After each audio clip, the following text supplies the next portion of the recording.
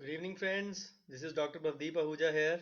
Uh, Please let me know whether I am visible and audible to all of you so that I can start my session.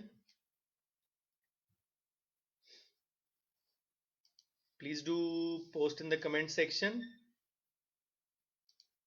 if I am audible and visible to you all.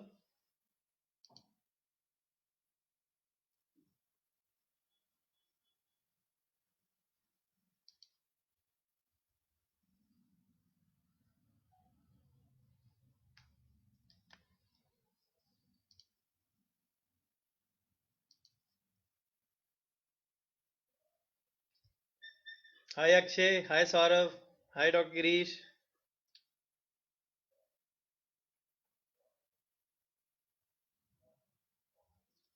So guys, am I audible and visible to you clearly?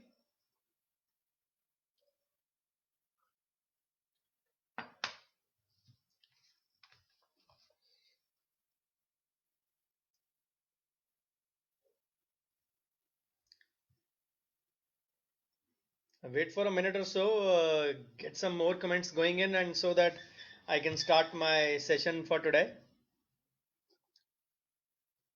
A lot of webinars and Facebook lives and Insta lives and along with Zoom videos happening all around the globe. And this is the new craze. Even I myself have done a lot of them in the past 10 days or so, rather 15 days, rather, I'll say. The first one I did was on 25th of March. So it's exactly 15 days that been doing these things. Obviously, for the betterment of our community only. So I've done it on practice management, finance, and now comes the turn of my third session, which is the medical legal aspects and ethics in dentistry, and say a subject which is very close to my heart. So, waiting for a minute or so before I can start my presentation. So, kindly keep posting in the comment section for the next minute or so that I know that you are online and I'm visible and audible to you all.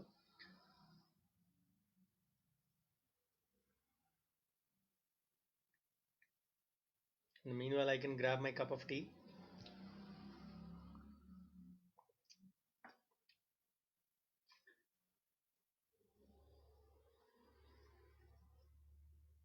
So, can we start now? Can we start now?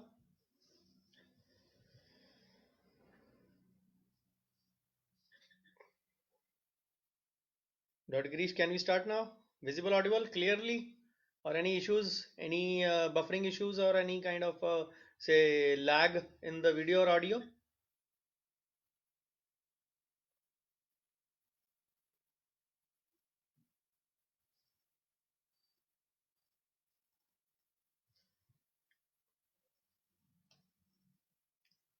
Okay, since there were some technical issues in the software we were planning to use, so I'll be speaking with the help of a few of slides. Otherwise, I'll be speaking extempore only. So you primarily have to listen to me. So even if the video is not visible or not, I only wish and hope that the audio is clearly visible, so that you can at least carry home a few points which I am going to say in the next hour or so. So let's, without much ado, let's start the video or let's start the presentation. So all my presentations always begin with thanking the Lord Almighty who's given me much more than what I deserve always.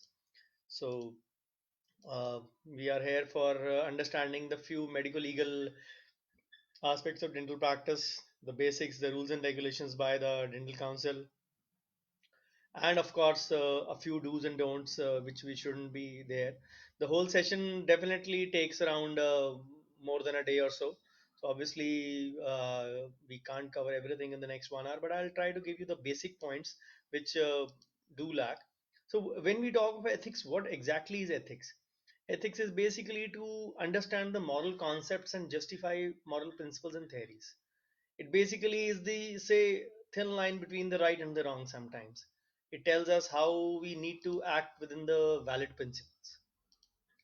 So, if I have to define morality and ethics, it is basically defined by Aristotle as a study of virtues and vices.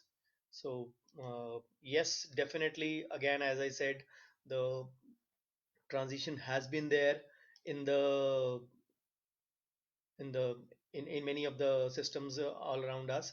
There used to be a time, since time immemorial, even in some places today also, that doctors were akin to God. But no longer this scenario exists now, because earlier there has been, I'll say, a paradigm shift in the balance of decision making in the dental clinic. There was a time when I said patient the dentist or the doctor was akin to a god. And at that time the patients had that option that they can say what is the best treatment for the patient. The dentist or the doctor could guide that. But now it had a shift to made a shift to say a shared decision making. And now the concept is of basically respecting the informed and the autonomous decision of the patient. What I mean to say by this is that you have to lay out all the options in front of the patient, whatever are there, which are acceptable all over the world. And that means, for example, if the patient has a missing tooth, the options start from implant, not from the bridge, irrespective of whether you are doing it or not, and irrespective of whether the patient can afford it or not. So these two lines are mandatory. So your options will start from the, say, in the ascending order from the top, they go to the bottom. And after laying out those options, the patient has a choice to make an informed choice, of course, with your help, but the final decision or the autonomy rests on the patient in today's times. That has been the basic paradigm shift. If we talk of things, say 20, 30 years ago, and as they exist today. So the principle of informed consent also comes into play with all this.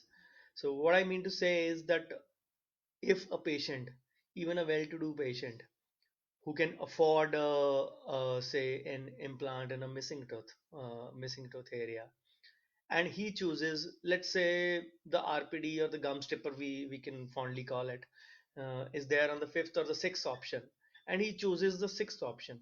It is your duty to make the patient aware of the same, that yes, you are making a mistake.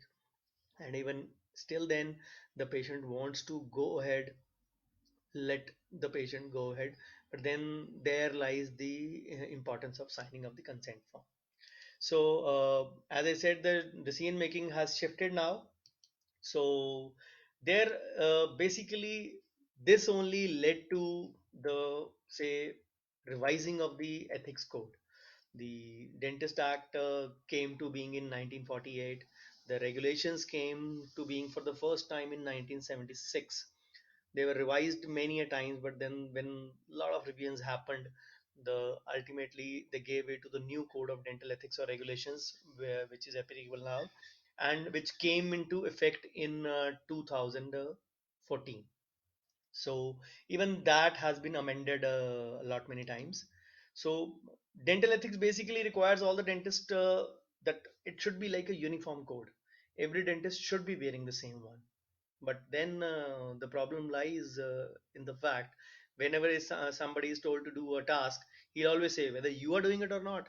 They will never say whether I am doing it or not, or say whether it is followed or not.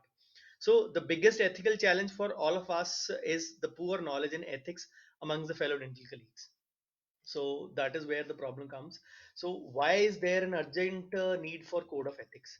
Because as per WHO data, the data as per 2015 is that dentist population ratio is 1 is to 7,500. 1 is to 7,500. 7,500. Maybe 2000, this ratio was 1 is to 17,500. 17500. So it is, say, reduced drastically. But the problem lies in the fact is that 75 to 80% India is in rural areas. and only 25 to 30, maybe max 30% you can say is in urban areas. So three-fourth of the rural area houses one-fourth of the dentist population, and one-fourth of India's area, that is the urban, houses three-fourth of the dentist population. So that is a gross mismatch. Even if the dentist population ratio is close to good or close to being perfect, the only problem is that it is say uh, mismatched in terms of say distribution in urban and rural areas. So this is the reason the crowding in cities. What does it lead to? Unhealthy competition, commercialization, open flouting of the norms, violating the code of conduct. The rules are being randomly bent. So that is where the DCA code of ethics needs to step in, and that is a rule book for us, and which is mandatory for us to follow. So yes, there are if I talk of a study which listed around 10 ethical challenges for the dentist. Believe me, out of those 10, if I list out those 10, not even two or three fall in the rule book of DCI. If we start speaking morally, it is a lecture in moral science, frankly speaking. And if it is a lecture in moral science, it has to be primarily self-governed. And unless, say, the it comes from within, you cannot expect to follow such things. So I list out the 10 ethical, say, top 10 ethical challenge as per the survey or the study which gave out. So the number one in that is inadequate sterilization and waste management in dental clinics. So again, whatever DCI can say, the sterilization and waste management. Although yes, now guided by most of the states, has taken say prime importance in the say activities of the clinic, which is also mandatory as per law now. So as per the Pollution Act. So yes, sterilization. I always say it begins from within you only. If you are not worried about your life, the patient's life always is secondary. So then the second ethical challenge is poor knowledge and attitude towards ethics amongst dentist brothers and sisters or practitioners of India. So if we are not aware only, we cannot expect that we'll get say good distribution of knowledge amongst the colleagues. Then competence amongst dental professionals. Blame it on the number of colleges, blame it on the DCI, blame it on anyone. But yes, mushrooming of colleges, the visiting staff, the kind of environment which existed for a good amount of 8 to 10 years has led to, say, unhealthy uh, practices being followed at some point, and then it has obviously resulted in gross incompetence among dentist colleagues. I will not mince words for this, but then yes, this is an aspect which has to be corrected by primarily by DCI. But then the zeal to learn comes from within you only. Then the increase in cost of oral health services. Most of our materials and say equipment is not made in India, or say if it is made in India, it is not utilized by us. We are say very savvy towards foreign products. No doubt, the quality difference is a huge one sometimes. Quality difference is surely a huge one sometimes. So then the fifth challenge is the poorly informed consent process. Most of the dental clinics are not even aware of the consent process to be taken as such. So again, most of the problems begin with the poor knowledge and say less of awareness and attitude also amongst the colleagues. Then requirement of consensus about treatment procedures among dentists. So this is a problem which exists all over India. So I'll just give you a short example in that. If it is a central incisor, and say if anyone needs to get a root canal done, any patient needs to get a root canal done, one colleague gives an option of a manual root canal, the another one gives the option of rotary root canal. So the problem lies with the patient. Then he turns to his third doctor, Dr. Google. So that is where the problem comes in the consensus. We are always say biased towards our colleagues, thinking our selected procedure to be always the best. So I don't think there should be any difference. Even till today, most of the colleagues prefer a manual route and a central incisor. So I may be wrong for some, but what I believe is that uh, where the one kind of procedure can be done, the other should also find its equal importance, unless the situation or the say anatomy of the tooth demands it. Then the seventh is basically the conflict in advertising. A lot of that has been resolved by DCI. Dentists were not allowed to advertise before the act of say 2014 regulations came into place. But yes, now we are allowed to advertise, if not say openly, but in an ethical manner, in a controlled way. Yes, they come under the garb of certain limitations and say barriers limited to us. So then, eighth ethical challenge is clustering of dental clinics in urban areas. I mentioned it before. One fourth of the urban areas in India house three-fourths of the dentist population. Then disagreement. Then the ninth factor is disagreement of treatment modalities among the dentist and the patient. And the primary reason for that is the third doctor amongst all of us, Dr. Google, who basically say guides the patient and the patient wants to say pick up the option accordingly. Then the last or the 10th ethical challenge I will say is the poor medical record maintenance amongst dental practitioners. We are not at all savvy about maintaining medical records. Believe me or not, it is mandatory as per law also. As per law, you have to maintain it for a period of minimum 2 years. The councils recommend it to be used for maintained for 3 years. Do I say that? The courts have a limitation period. Limitation period means if any mishap happens, the patient can sue you or go to the court up to a period of 2 years. There is some amount of time which is allowed as the condonation of delay.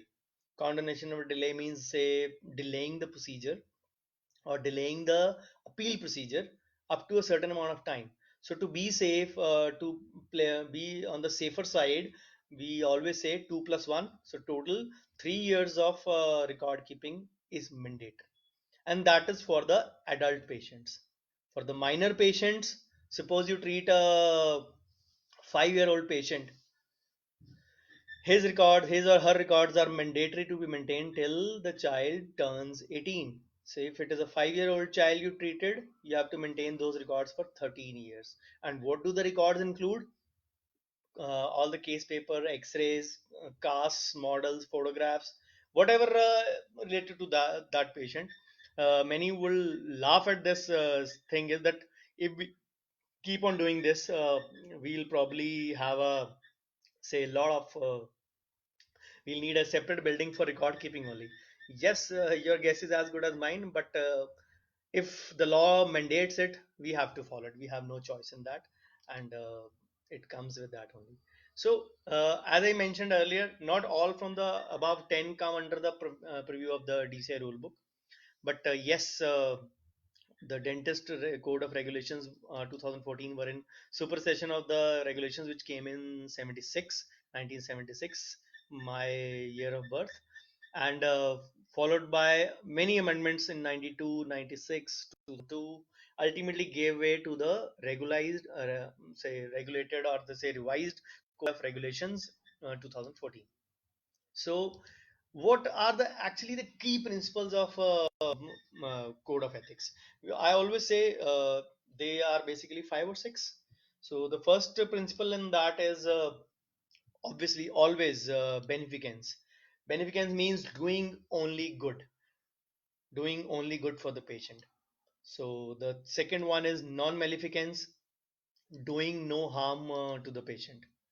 So the third one comes patient autonomy. As I mentioned before, the patient has full right to decide what is being done to his body or his tooth, for that matter, in this case. So yes, accordingly, then the principle of veracity or truth telling, as we say, the patients have to be told about the procedures being done. The patients have to be informed about any mishap if it happens. yes, your consent will come handy in that. I'll just give you a say example in that. If a file breaks in a patient's tooth, it is a professional hazard. But see, just try to understand the point what I'm trying to make over here. Breaking a file is not a crime, it is a professional hazard. But not telling before in the form of consent and not telling afterwards in the form of veracity or truth telling to the patient and not taking the due instruction, say follow up care, what we call as the first aid in this case, definitely then it falls into the ambit of crime only. You may find it hard to believe, but yes, a professional hazard can become malice for us if not dealt with properly. So again, along with that, then the principle of confidentiality, or we say fidelity, comes into play. The fidelity principle say all the patient records and data are to be kept secret unless desired by the say statutory body or say lawmaking body or any court. If any data is needed by that, then only you can share. Otherwise, you're not allowed to share. At this point of time, I like to mention many colleagues share the case photos. Extraoral I'm talking about, not the intraoral. Intraoral photos do not require any permission from the patient to be shared, of course. But for extraoral photos, you need to have a permission from the patient. And even after the permission, the patient needs to be blindfolded before sharing on any kind of social media. So we have to remember this aspect. Intraoral x-rays, intraoral photos need not to be taken permission, but extraoral definitely. Where the patient's identity is involved, you got to take permission from the patient. So again, the last principle or the sixth principle, we usually, there are many micro level principles also, but the broad principles are the six ones. As I mentioned, beneficence, maleficence, uh, veracity, fidelity, autonomy, and the last one is justice. We have to treat each patient say equally on the basis without any discrimination of caste, creed, religion, sex, or any kind of other discrimination. So uh, we come to the next part of the code of ethics. I'll be dealing with the small aspects on code of ethics, not in the fully say depth of code of ethics. Otherwise, only the code of ethics will take around 2 hours. So okay. Mm, so, as I said, dental and medical records, they are absolutely mandatory for us for both outpatients and inpatients. Of course, it is a minimum period of 3 years is the uh, time period as I mentioned. The limitation period of course is 2 years. Add 1 year for condonation of delay by my lord or say Judge Saab.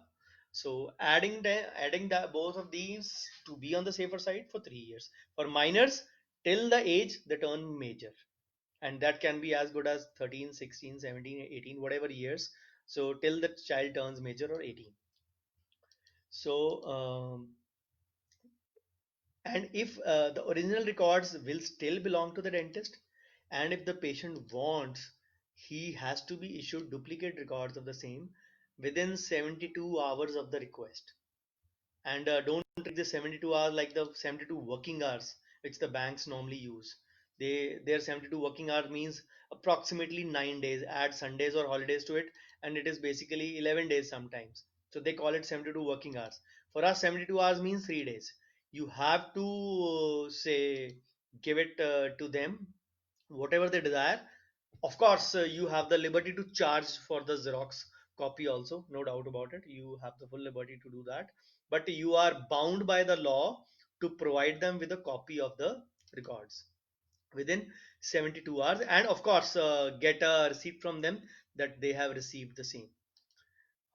We always have to maintain a register of any kind of certificates if we issue, so mentioning along with the say identification marks and obviously keeping a copy of the certificate along with as well. So yes, okay. So then another aspect is display of the registration numbers. Like our medical colleagues, we are say designated or say required to mention all our say registration number on all our clinic stationery, and that will include any bills, visiting card, your prescription pad, your small pads, whatever clinic stationery you are using where your KYC is there. KYC means wherever your address or wherever your say other things are there, definitely you have to code your registration number over there. It is mandatory as per law now. And then we have to use only say recognized dental degrees along with your say name.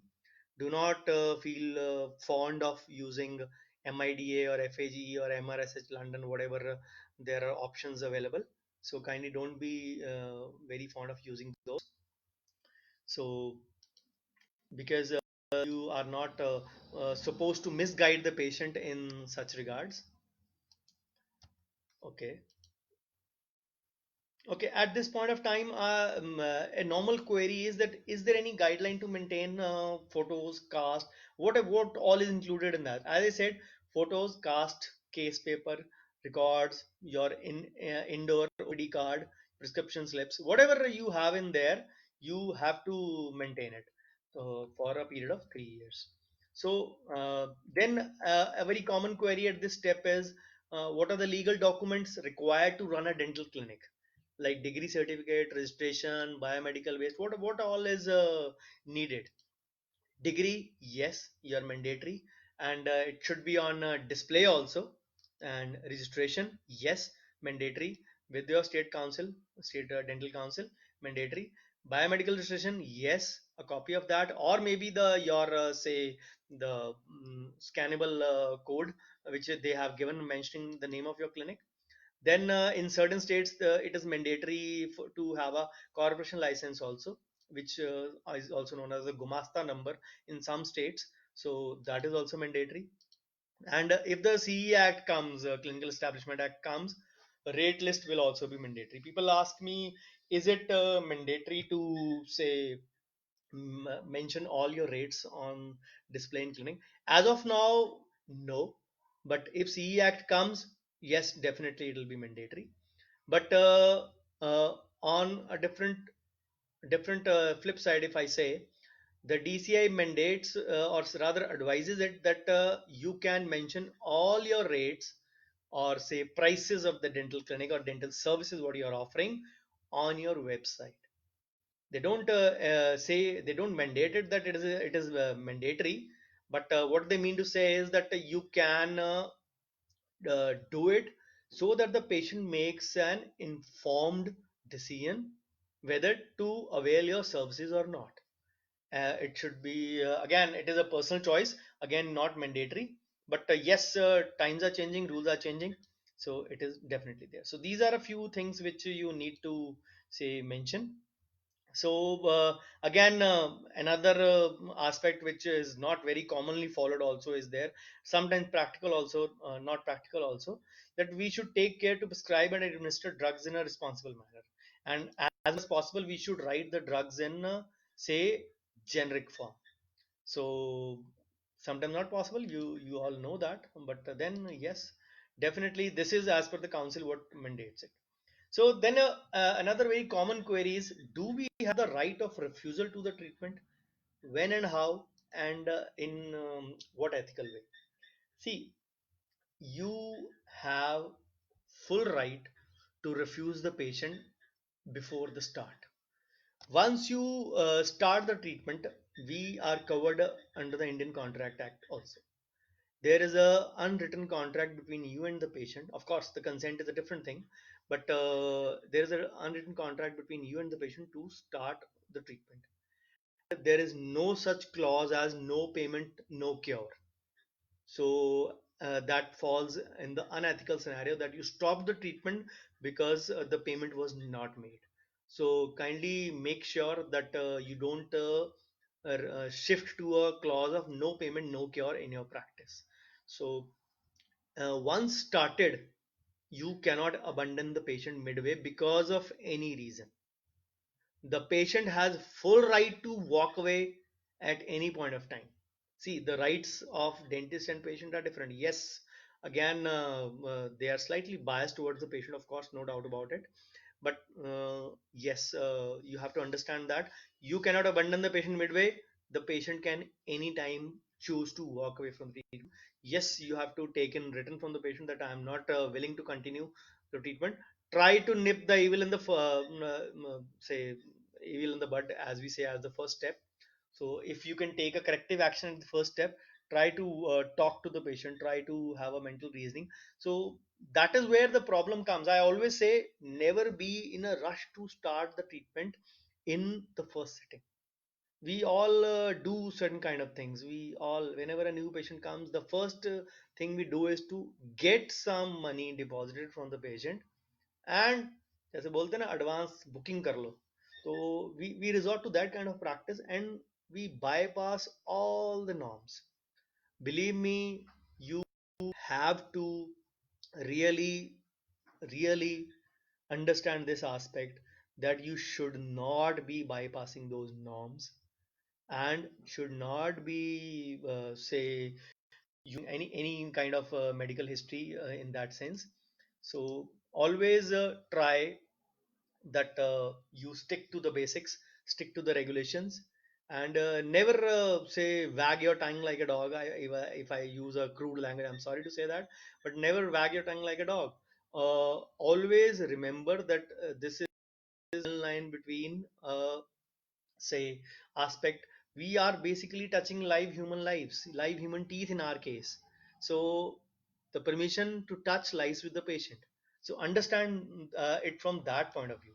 So you can always, yes, if you're doing say patients both sides, and your consent is, or say the contract is for the one side first, and say after finishing one step of treatment, you believe that the patient is not a good paymaster, or the patient is not good on appointments, or the patient has many issues, or the patient is always complaining, xyz reason, whatever you say, finish this side, do not start this side. Of course, if it is a FMR case, then there is no right and left side. Maybe in your billing part you might be doing it, but if it is a FMR case, it is not that ways. But yes, if it is a general dentistry, and you have taken the say burden to start the left side only, or the right side only, then you can always say calmly to the patient that probably we are not gelling on the same page. Uh, so you can at that point of time, without starting the other side, you can always say refuse the patient because of xyz reason. That is where, again, when I always talk about these three things, I always say practice management, medical ethics, and finance are very very closely related to this part. So ethics also, this part is closely related, because whenever we see a big case, 50,000, 1 lakh, 2 lakh case comes in, we have a man mein laddu futa approach, like a Cadbury ad. So we have to get rid of it. The role of first consultation is very important. Asking from the patient what his needs are, what his expectations are, and of course your expectations would be very simple: pay me on time and come on time. So we only have these kind of explanations, and obviously be polite. If you want us to be polite, please be polite to us also. That is again a third factor in this, but the primary two factors any dentist expect is that please come on time and please pay me on time. So why do we let the patient assume or presume that one procedure is done and you have to say pay this much on that? Where does that detailing come? Where does the part, as I mentioned an example before, somebody, you might be joining late, but kindly do listen to the whole video, or say watch the whole video when you get time. So when do you convey the same, that yes, as a part of professional hazard, the file can break in this scenario, or say there can be a say ledge formation, there can be any other professional hazard associated, or say biomechanical hazard associated with the root canal. So you have to understand those things conveyed verbally, and then get a written signature on them. This is known as, we all call it a consent form. This is not a consent form. I'll be taking some part of consent in the next part of my presentation. But the word exactly is not consent. It is an informed consent, which is preferred to be used. So do remember this thing always. So okay. Again, the always then there is a query that should we charge our dental or medical colleagues or paramedicals? Ethically, we should not be taking consultation from them. But then, what should we do? What should we do? And again, the same. What is the say scenario to be followed in cases of relatives or say poor patients in our clinic? Does it affect that if we charge them less than the usual fee? I always say legally there is no bar from charging your colleagues. There is no bar from do that. I paid for my own dental treatment to my own colleague. We all know all things come at a price, and things which are free in life rarely have a value. So always try to understand that part. But yes, make a policy for relatives, for medical colleagues, for say dental colleagues, for paramedical staff, for whatever category of patients you have, 5%, 10%, 15, 20, 25. But yes, these things should be conveyed before starting the treatment. I always believe all the problems of payment woes, or at least say most of them, still once you do all the things say in a good manner, still there will be 5 to 10% bad nuts in your practice. But then whatever you can do, say to in this regard, say uh, to make a clinic policy and convey it beforehand. We rarely do it, even if the patient asks, even if a normal patient, I'm not say telling the relative or the medical or the dental colleagues or whatever it is, even if the patient asks, doctor साहब पैसे तो बता दो, वो कोई नहीं आप बैठो कर लेंगे. So this is the कर लेंगे approach always lands up in a soup sometimes. So at the end of the day, इतना तो लगता ही है, इतना तो आपको पता ही है. The one line which we speak at the end is, इतना तो आपको पता ही है. Why do we let the patient assume or presume what we had in our mind? A root canal is still done for 500 in my town. It is done for 8,000 also in my town. The standard pricing is 3 to 4,000. So what category you fall in, you have to convey to the patient first. The PFM, I started my clinic 20 years plus back on 1st Jan 2000, and I had no benchmark to start. So I started with the pricing of PFM crowns as 1500 at that time in year 2000, 20 plus years back, 20 years and 3 months back. So I started with the pricing of 1500 for PFM in that. I remember Dr. Sandesh Maikar sir from coming from Mumbai to our town for a lecture in 2003. And when somebody of us, he asked us, what are we charging for PFM crowns? So some of us replied 1500, 2000. At that point of time, I was charging around 19 to 2000 because I've been regularly increasing my pricing almost annually or at least in once in 2 years in the beginning. But the maximum somebody quoted at that time was 3500 in 2003 I'm talking. So sir's first reaction, Dr. Sandesh Maikar sir's first reaction was, unbelievable guys, you are selling onions. So again, why I'm giving you this example is 20 years and 3 months down the line, I started from 1500 for a PFM crown at that time. Even till today, even today, as of today, before the coronavirus or COVID-19 lockdown, some colleagues are charging 1200 for a PFM in my crown 20 years down the line. So, this is for colleagues to understand that they have to value their profession. So, again, what kind of category you fall in, what kind of materials you are using, you have to convey to the patient. Mentally, you have to get rid of the insecurity of losing the patient. The only thing is, we believe that एक बारी काम कर दो फिर payment तो आ ही जाएगी. वो payment घिस घिस के आएगी कि रो के आएगी, you know it better. So why not say shift to a security situation where you conveyed before, the patient makes an instant decision. And believe me, we know, we rather say think, I will say, that patients come to us for pricing. Believe me, pricing is not the only. Yes, definitely it might be in top 5, top 4 maybe for the patient to make a decision. But if you say for every patient the pricing is the criteria, I'm sorry, that is wrong. A reputed brand like Tata, who has good selling cars and is amongst the top 5 companies, if pricing was the criteria, Tata Nano should have not failed that bad. It may not be a very good running car, Tata uses Jaguar parts. Everybody often of us knows. But then people tend to believe that if Tata is offering a car in 1 lakh or 1 lakh 20,000, it is not going to give us Jaguar parts in that. So remember, all your patients are Google informed these days. So you have to understand that they will come with a thorough knowledge.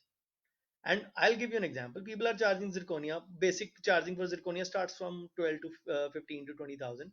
That is the ideal pricing. We should be doing it. But if somebody is charging 5,000 and giving some less kind of say output in return, he's digging a grave for himself. So you have to understand whatever charges you are, put a value on it, and always convey it beforehand. Never have that mental insecurity of losing the patient first, because if that insecurity is there, you are not going to go in the practice. And yes, of course, the consent norms are not to be bypassed. I'll be taking them up, but again, the question was what discount to be offered. It is your clinic, you are the boss, you have to decide what charges you are going to offer, or what discounts you are going to offer, I may say that. So but yes, the consultations should take good amount of time. They should take good precedence. Of course, a small task requires small consultations. Big task requires good amount of first consultation. I always believe for a long case, my treatment sometimes does not start even till the third, fourth, or sometimes even the fifth sitting. I always want my patient to be on the same page as me. He should be knowing about the appointment schedule. He should be knowing about the payment schedule. He should be knowing about the legal schedule or the medical legal complications involved. He should be signing those. Of course, the consent part I'll be taking up some part in the next session. So the next part of my this session only, of course. So we have to understand that if a doctor patient contract is there, and we as a doctor have to give reasonable care. What a reasonable man would do under a reasonable set of circumstances using a standardized skill and care is what is expected of us by the patient. We have to remember that.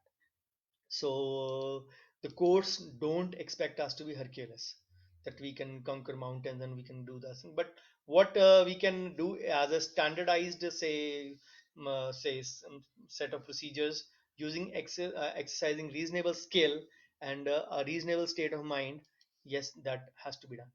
And the first thing comes in that is never ever go beyond your own skill set. Never ever cross the line. Never ever be adventurous in your clinic.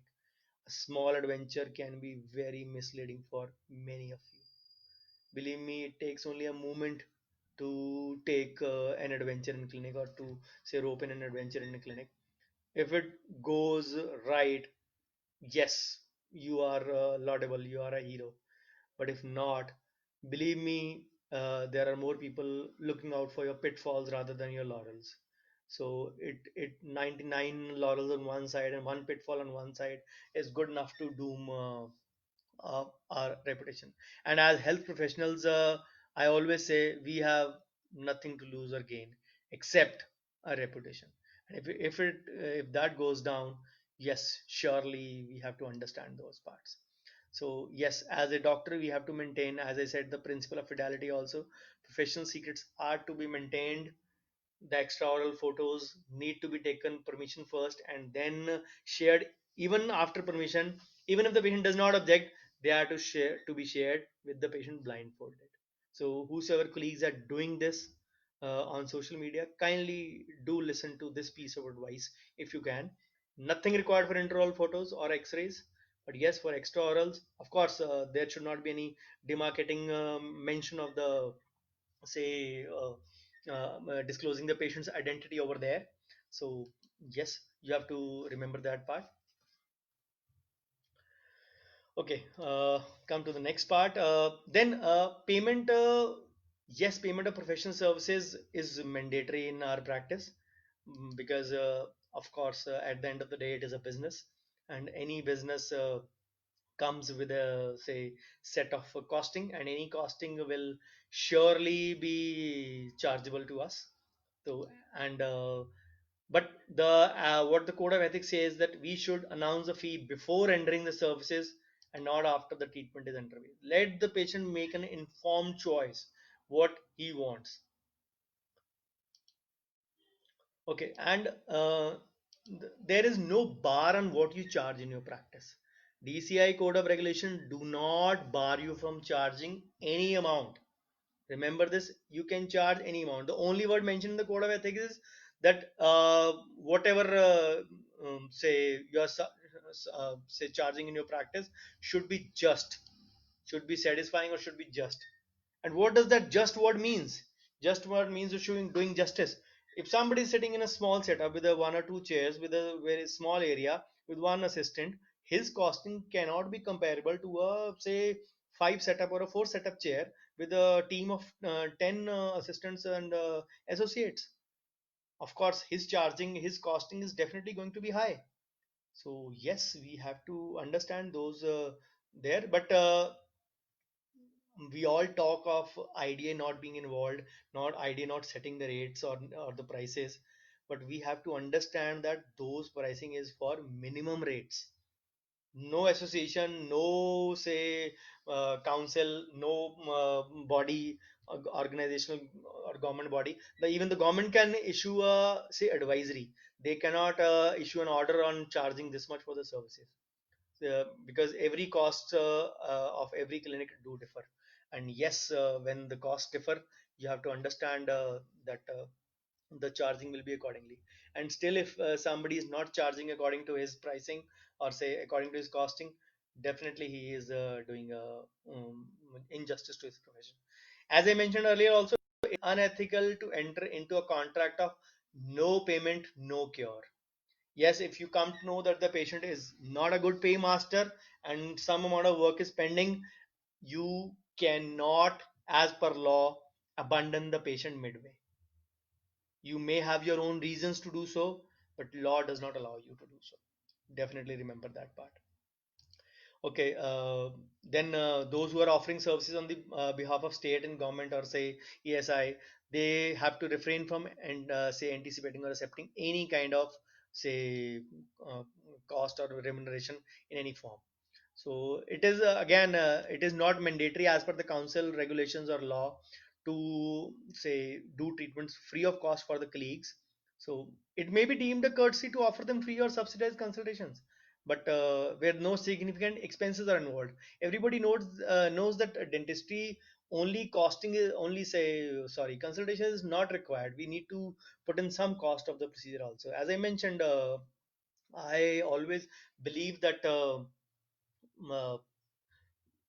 uh, sorry, got cut off. What I always believe that it is a personal thing. You always decide who has to be charged what amount in your practice. So you always decide that. So then a very common query is: are there any regulations with regard to the board displayed for dental clinic with regard to size, location, or material? Earlier there used to be a regulation of 3 feet by 2 feet board. You cannot put in a board bigger than that size. Of course, nobody followed that. So there are big sized hoardings which were there in place. And yes, that norm has been done away in the 2014 regulations. But yes, the council has not say given a size. The only answer they have given is that it should not be a overtly big size. What I believe that if your clinic front is 15 feet, up to 9 to 10 or 11 feet is still not considered as proportionately or disproportionately big. So it should not be hoarding sized to entice the audience. That is the thing which is to be remembered by us. So then mentioned about a word of mention about websites in the revised code of ethics. So website is one place मैं हमेशा बोलता हूँ आप अपने सारे गीत वहां पे गाएं. Put all your say before and after, put all your informations you want to say entice the audience. But the only thing which is required in the other advertisements also and the website advertisements also is that you should not be using the words first and best. Usage of those two words is not allowed as per the Dental Code of Ethics, revised Code of Ethics by Dental Council of India. The use of words first and best. in your area, in your town, in your district, in your state, whatever suffix you may use, but those two prefixes are not allowed at all. So then again, websites should be making you gaga over your achievements or whatever, or maybe whatever your facilities available. Even as I mentioned, when your charges or the fees, and the DCI says you can go ahead because it helps the patient to make a informed choice through a transparent system. So there is no harm. Obviously, again, it boils down to a personal choice, but websites should not be making tall claims or statements which are not factual and which would be misleading for the say public. So people will ask me here, what are the ethics of digital or social network marketing? So how, in this area, in this era of tough competition, how we should focus on marketing? Should we focus on camps and other ways of social media? So believe me, this is not a tough question to answer in that sense. uh, I always believe that camps, number one, have a very, very low turnover rate. Less than 1% is the average turnover rate of a camp. Do not do camps for the purpose of, say, patients. It is say, used for marketing, or say making your presence felt in the in the target audience, where you may convey a message that yes, you do exist, and the patients will be going to make the use of your services whenever they have a problem. It is not that you held a camp today on a Sunday and Monday morning you expect serpentine quiz outside your clinic. That is not going to happen for sure. You have to remember that part. So this is one aspect. Then fortunately or unfortunately, we have to remember that yes, uh, there has to be no tall or fancy claims whenever we even do a social media networking and network advertising. There should be no comparative advertising like a Dew or a Mountain Dew or a Sprite. Then you can either make your social media or website sing your praises through your work, obviously with consent and with blindfold, as I mentioned before. But remember, the contemporary modes of say social advertising, they do not still come under the ambit of DCI code of ethics. There is not a word mentioned for, except for websites, there is not a word mentioned for social media advertising. But yes, you still have to follow some basic norms. We are in a noble profession. We don't have to go below the belt. Number one, we don't have to make tall and fancy claims.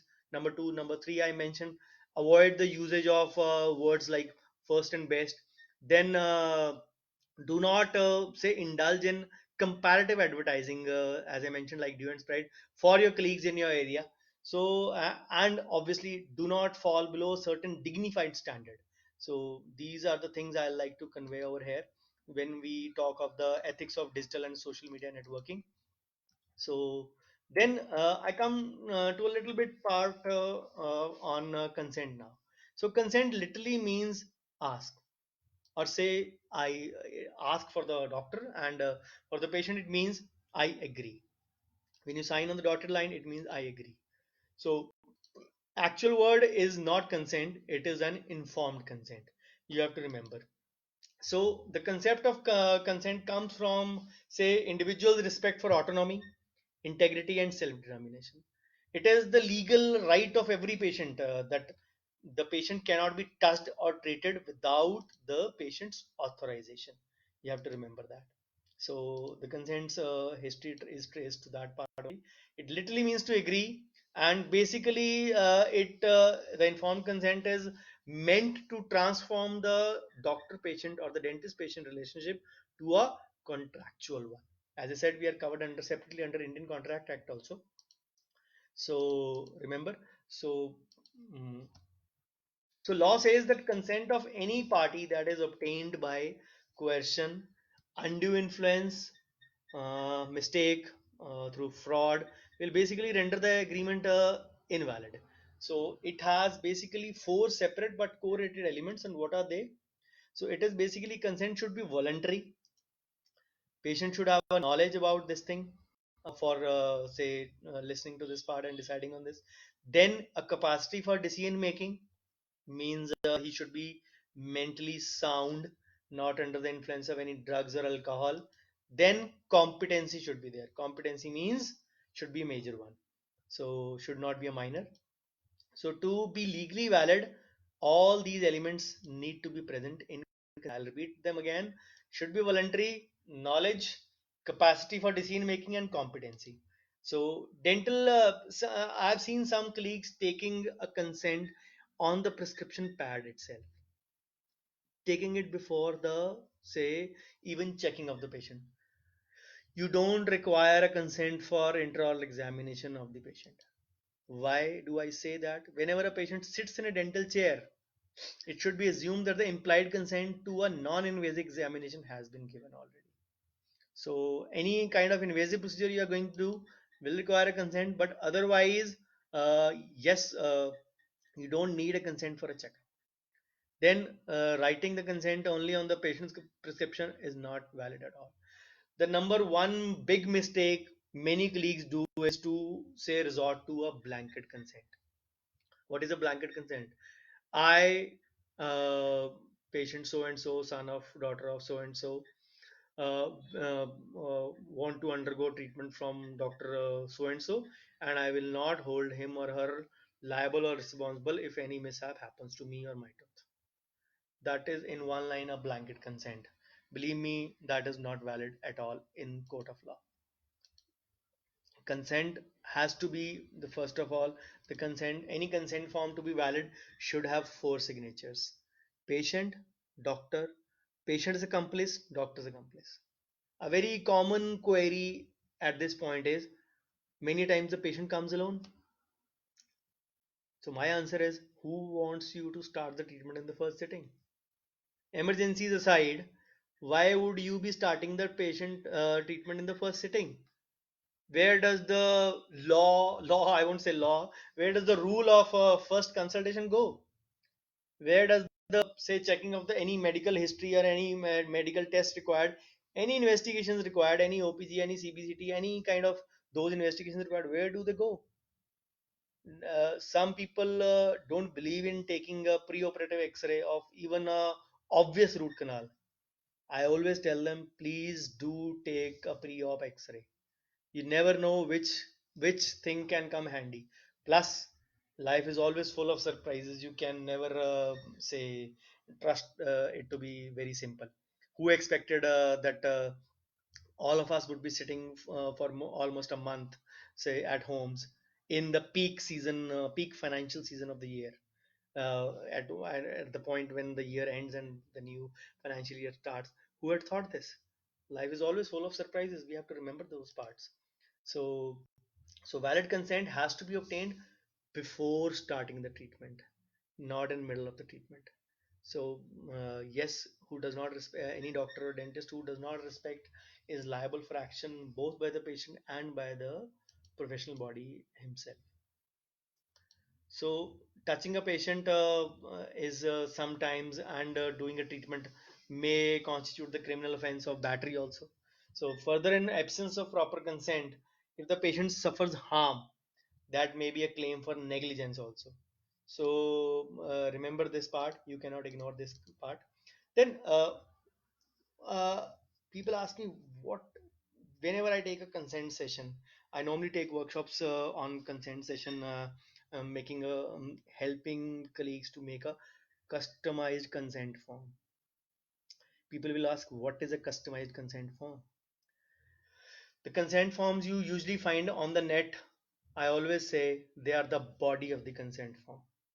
The top and the bottom has to be customized. I'll explain some parts in briefly about that.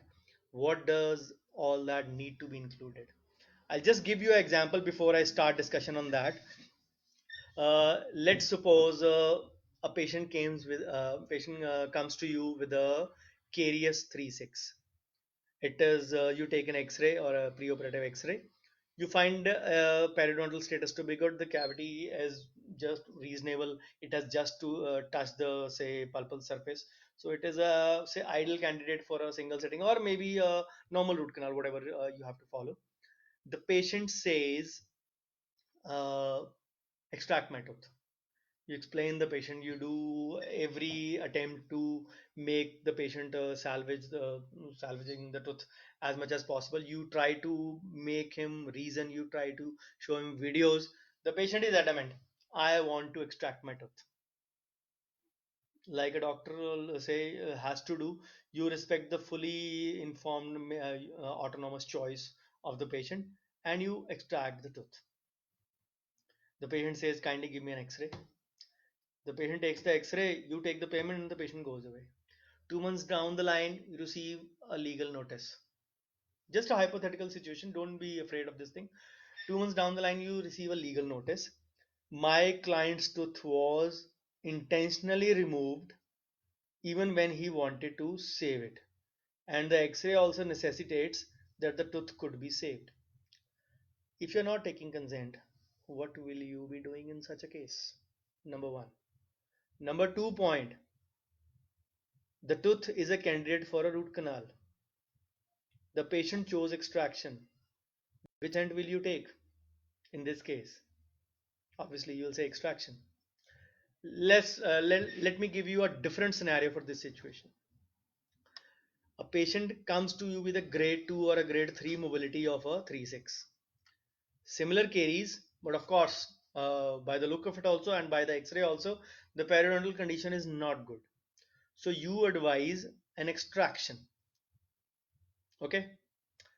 The patient says, doctor साहब जितनी देर चलता चला लो, बचा लो, कोई बात नहीं, root canal कर दो. The moment patient says the word root canal kar do, you should be alert and awake in your practice that the patient is already Google informed. You go as per the patient's wishes. You do a root canal in that scenario. Again, not taking any consent part. Again, a similar thing happens 2 months down the line. Obviously, the situation might have improved a bit periodontally, but if it was a grade 3, it is destined to fail sooner or later.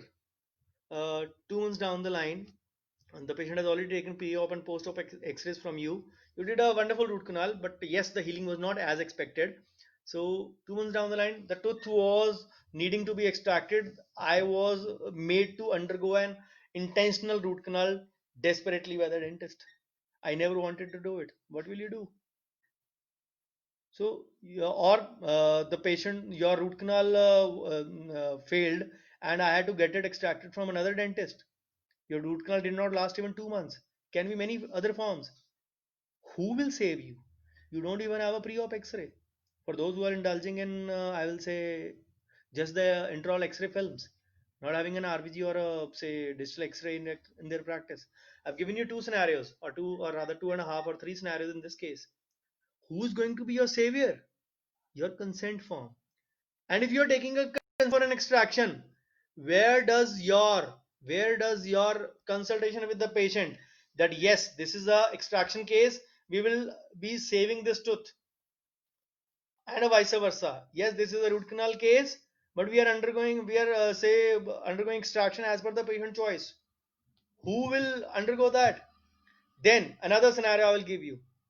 You explain to the patient everything regarding root canal. You took a consent, the normal consent, as I said, the body of the consent which is available, mentioning all the professional hazards, all the side effects of the practice. The patient gets the root canal done, comes back after 6 months. Gets a dressing done, again comes back, again is lost for 6 months. And then he will ask you to do the same treatment in the same cost. If the changes happen, who is going to mention those in the consent form? That is where the role of customization comes in. Now I'll explain you the 6 parts. Keep all these examples in your mind. So when you see, so the what does consent has to include? The purpose of treatment, number one. Number two is the nature of treatment, what it involves actually. Then the likely effects and the consequences, which we all know are a part of that. Then the fourth part is the risks, limitations, and possible side effects. Again, covered till consent. Then alternatives and how they compare. You have to remember that. If a parallel path of treatment exists, it does not render your treatment invalid. As I gave you an example at the start, for a root canal in central incisor about the manual and the rotary option. Both the options are good enough and valid and acceptable and standardized. So alternatives and how they compare. Then the last part is the cost part that has to be there in the consent as well. So what does your customized consent include? Yes, all those risk, benefits, side effects, professional hazards, whatever you can say, they're all covered in the body. I'll say the top and the bottom has to be customized. Whatever you have a consultation with the patient, that has to be added. And believe me, it does not take any time. You just have to go through your record keeping. You just need to make a few templates and you have the bodies ready. Just copy and paste into those consent forms and your customized consent form is ready within 5 minutes. And then the bottom, your policies of the clinic. I expect you to be coming on time, on schedule, on appointment. You have to pay me this cost. Total cost involved is this. You have to understand those things. These things have to be a part of the consent. That is where the role of customization comes in. So I know it might be appearing tricky to a few of you, but then yes, that is what I have learned, say, in a gruesome manner, I'll say, from the National Law School of India University in Bangalore, where I did my PhD MLE, Medical Law and Ethics, 2009-10. So the uh, the kind of enormous amount of library they have, the amount of infrastructure they have, my brain, I didn't know even the say E of ethics before going over there. And believe me, all of that was washed. Totally, I was brainwashed over there. And yes, for the good only. But yes, ignorance is not a bliss. If you don't know that those things, it does not mean that these don't exist. You have to remember this part. And if people, as I said earlier, also people ask me, please share a consent form. So there is nothing called as a fixed consent form. Every consultation is unique, every process is unique, and every say uh, consent form is unique comparatively. So every clinic will have its different set of costs, different sets of say policies, rules, flexibilities in that, and every situation is unique. So all those small things have to be incorporated, and preferably it has to be in a digital format. It has not to be in a manual. Manual will take a lot of time. The DCA also encourages you to go digital in ways of say making your record keeping. So then another question pops up in the patient's mind or say the dentist's mind. How will we prove that the say the records are not tampered with in case of any problem? So that is easily correlation can be done if you're maintaining full records with the basis of your lab, with your payment modules, with your receipts. That can always be made easily. And of course, I always say when you have done proper record keeping and proper consent formation in process, every patient will think twice or thrice before going to court. He knows that I have been conveyed everything. I've signed on the dotted line, and four signatures are there. It will not be easy for the patient to deny that. But yes, remember, consent is not a defense in negligence. Consent is for starting or doing the treatment. Negligence is doing an adventurous activity in the garb of consent. Don't ever mix these two things. Consent and negligence are as different as chalk and cheese. Remember that. So, as I mentioned, these six parts. So, whenever we talk about, let's, if I give you an example of, say, root canal or say endodontic therapy, consent form involved, we always have to mention in there that the results of the same cannot be guaranteed. Then you have to take authorization to take photographs or x-rays in that. You can put in a line of that the same will be can be used for education records or sharing purposes. You can just put in a line, not mandatory for all of. Then just for an example, if we count what are the risks involved in any say root canal procedure, you will always mention some post-operative discomfort, post-operative swelling, maybe restricted mouth opening, then a failure rate of 5 to 10%. You have to mention in that over there. Then premature tooth loss can happen because of gum disease. then complications resulting from any use of materials, instrument separation, which we call as the instrument breakage also, then perforations of canal with the instruments. Yes, of course, perforation is a negligence, but you have to mention it as a side effect. Some anatomies are such that you cannot do anything about it.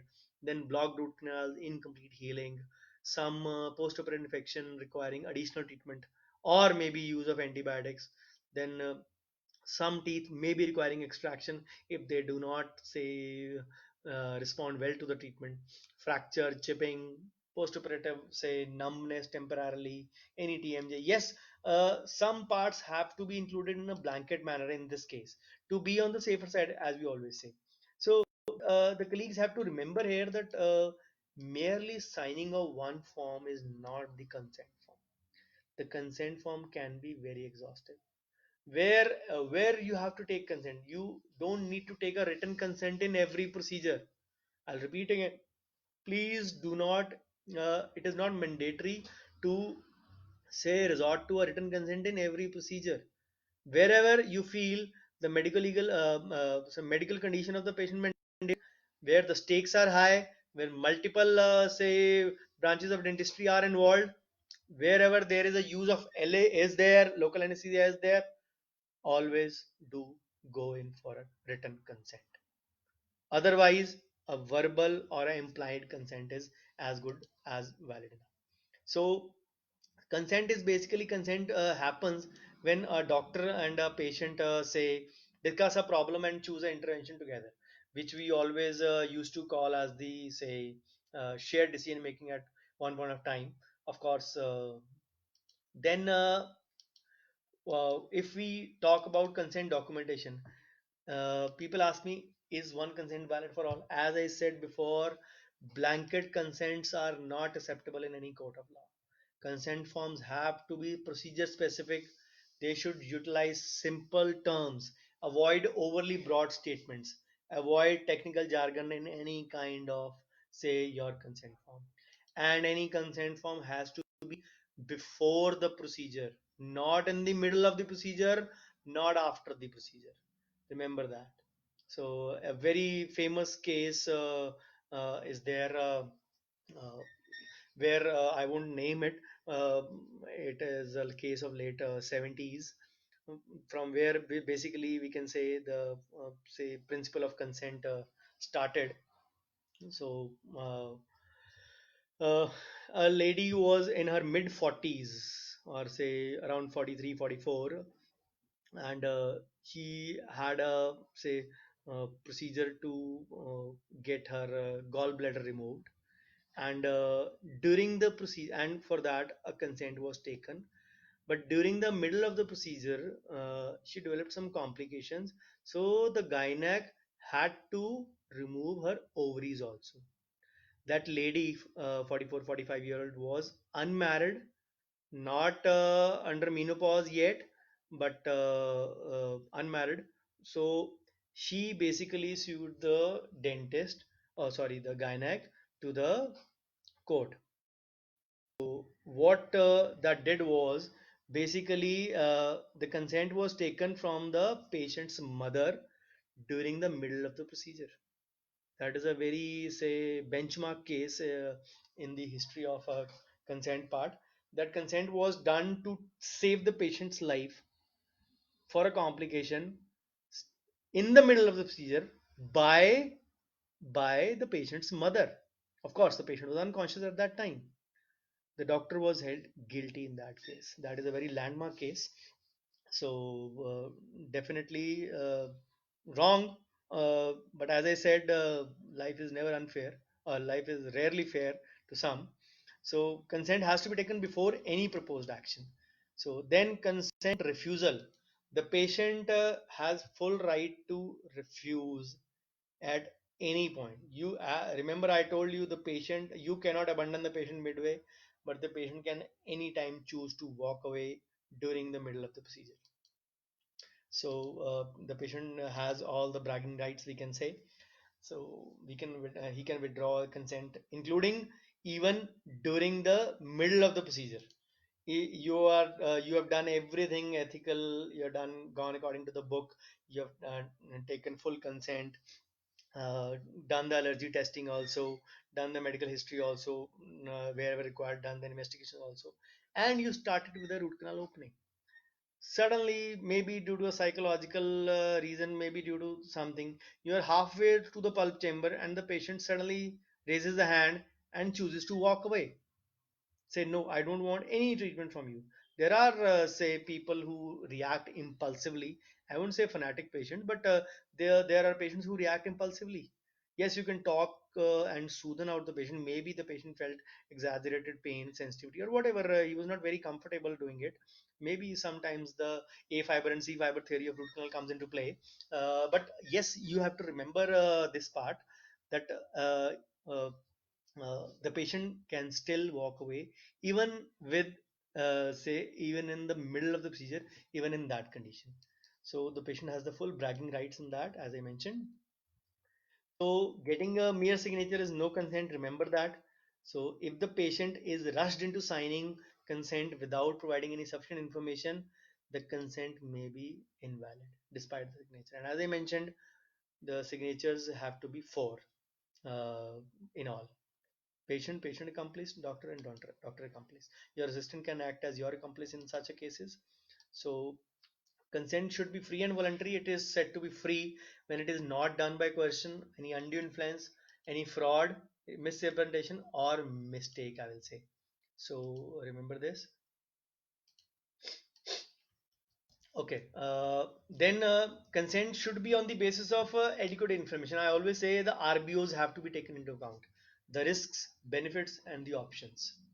So we have to disclose information about his condition, prognosis, the treatment benefits, any adverse effects of the treatment, any available alternatives which can be the best for the patient, the risk of refusing the treatment, of course, and the approximate treatment cost.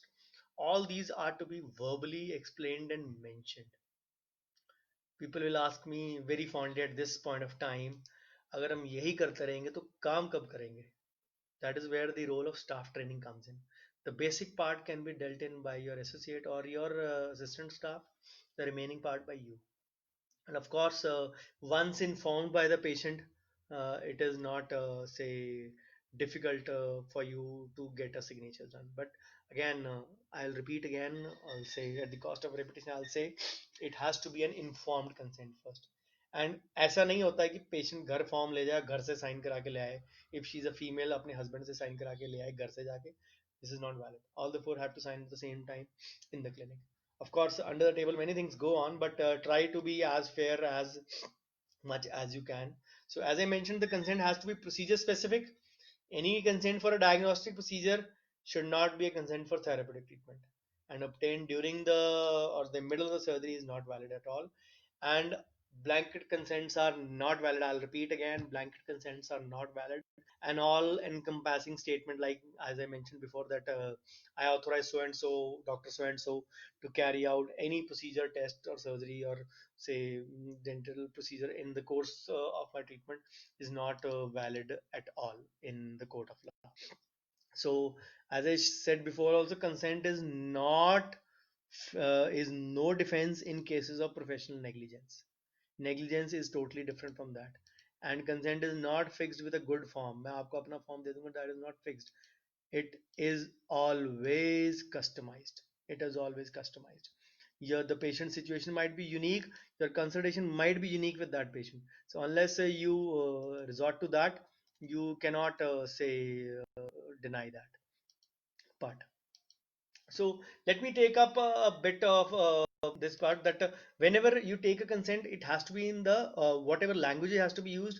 Say the guidelines say it has to be in, it has to be bilingual. But if one language is to be used, the patient's vernacular is to be used. Any language the patient read or understand has to be, the consent has to be in that language. So otherwise English or the patient local is there.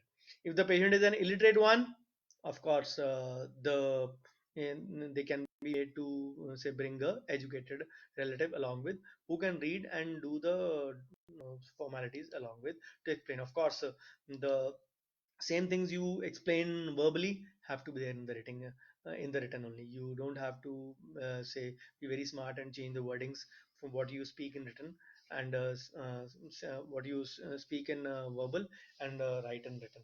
So at this point of time people will always say that अगर हम ऐसे consent लेने लग जाएंगे तो patient भाग जाएंगे.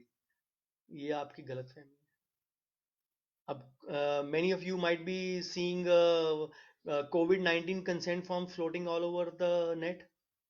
So whenever this thing comes, any set of regulations come, you have to know that acceptance is always difficult. I'll like to fondly mention over here the role of Karnataka State Dental Council over here.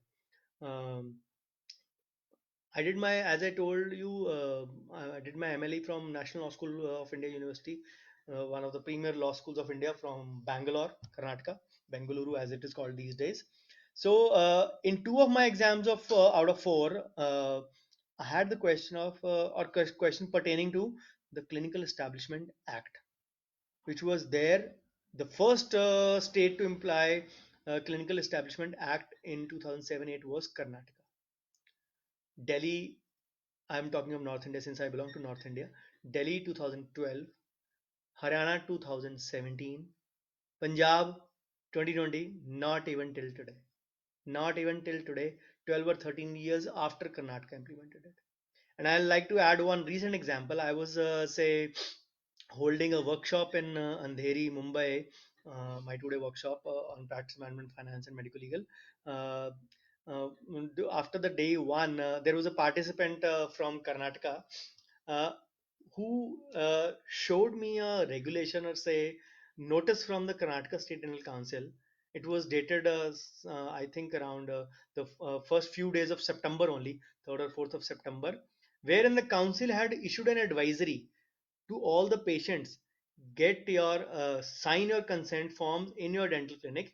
They are for your betterment only. And I'll definitely laud the efforts of the state dental council in that. So if every state dental council tries to emulate that, puts it under the garb of say a government regulation, our work will be a lot easier. Number one. Number two, the fear that the patient will run away is farce and fake. I am myself taking consent since 2013-14, and I rarely face this problem. When you tell the patient that this is a statutory regulation which you have to follow, believe me, no patient will bog down from that. So remember, you have to take the consent in patient's vernacular. If only one language is used, if bilingual, the patient's vernacular and the English one. So desirable to use short and simple sentences and preferably a non-medical terminology, which of course some places we cannot avoid it, but yes, you have to do it in a similar manner. So I'll discuss slight part of negligence before I take up a few queries, whatever I can, so that we wind up the session by 9 o'clock. So a simple lack of care or an error of judgment sometimes is not a proof of negligence on our part. So as long as we follow a practice which is acceptable to the profession, we cannot be held for negligence merely because we followed an alternative course of treatment which is available. So this is the first part, and then a professional like us can be held on account of negligence for basically two aspects. Either we did not possess the skill which we profess to have possessed, that we say advertised or say made a skill, that say made public a skill that we possess that skill, but we were not possessing that requisite skill. But then the second part is that we did have the skill, but we did not exercise with reasonable competence and the skill which he or she possessed. Remember, the courts are not competent to make a decision whether we were negligent or not. In any negligence scenario, the case is referred to a say independent medical or a dental board who decides whether you were guilty or not, whether you were negligent or not. So at this point of time, uh, you have to remember that even your neighboring dentist for whom sometimes you don't say very kind words to your patient whenever you are doing any consultation, will also or might also be sitting in that say medical or dental board. So what does the result of that would be? Your guess is as good as mine. So remember, I always say in my medical legal sessions, एक dentist ही एक dentist का सबसे बड़ा सगा है. Nobody else is. It is high time that we all start believing it. I really fail to understand why our profession does not have a unity. Any profession, any class 4, class 3, any puncture wala, scooter wala, labor wala, any kind of association will come up strongly. But I remember there was a call of Band on say in the month of June in 2019 for say attack on doctors. If I remember correctly, it was on 6th of June in 2019. So more than three-fourths of the clinics were open in my town even after the call. Why? Because on an average, every IDA, every Indian Dental Association branch has 25% membership. Even the IDHO, in spite of having 2 lakh 80 or 3 lakh dentists, has a membership of 70 to 75,000 only, practically one fourth. Yes, there are states or branches in Kerala, in say Goa, which have about almost 19 or 90 or 100% membership over there. All the dentists are member of the association, but then there are branches with the 10% attendance also. So overall, the figures are at say 25%. What are we expecting? Where are we expecting to get united? Idea is one platform. People ridicule the idea platform saying idea वाले पैसे खाते हैं, idea वाले सिर्फ CD कराते हैं, idea वाले साथ नहीं खड़ते हैं. What do you expect them to do? If you are not there, 25 is not a majority, 75 is. So all of those who you are not members, you are on the say majority side, so you don't have to point a finger at them. So remember, this is a platform where we can unite. And when we talk IDA minimum charges नहीं करती, IDA minimum charges कर भी लेगी, सारे apply कर भी लेंगे तो भी 25% करेंगे. Where do the remaining 75% go? So you have to look at yourself before pointing out any fingers. Yes, there are bad rats in any profession. There are bad mice in every profession, but it does not mean that the overall the association is bad. Remember, this is the only platform we have to have a voice, and we don't join this platform. And believe me, I have rarely seen dentists say praising each other. Rarely. Yes, exceptions are always there, but any dentist would always ridicule another dentist. Firstly, treatment plan, then his caliber, then his skill part, then his handling part, as if we have been living with that dentist like a wife or a husband. We have to remember this thing, that where the fault lies primarily. We have to look at ourselves for that part first. So if your colleague is sitting in that board, your neighboring dentist is sitting in that board, don't expect mercy from him, because you were not say very say kind enough to say good words about him whenever it is there. In my clinic, whenever a case of negligence happen or comes from any dentist, my first reaction to the patient is, what do you want? If the patient says, I know that the patient has done that the dentist has done something wrong, I want you to write in written, I always politely say, sorry sir, sorry ma'am, you are in the wrong place. You are in the wrong place. I'm not going to do that. The second aspect, the patient says, I know something wrong has been done, kindly fix it, kindly correct it. My first condition always is, we shall not discuss the past. I sometimes rarely even ask the name of the treating dentist. I have no business indulging in that part. I have no business indulging in that part. My first condition is, what are you here for? If you're here for treatment, we both shall not discuss the past, except for whatever history is required sometimes, but no, nothing of identity or that sort. But if you want me to write something against my colleague, sorry, you are in wrong place. The patient sometimes barges out. There are many from your profession who will make me that I'll sue that dentist who's done this thing. What is your primary? I still try to smoothen out things for a couple of them. Yes, a few listens, a few don't. That what will you achieve by this? If your tooth is damaged or bad, the first primary thing required is a correction.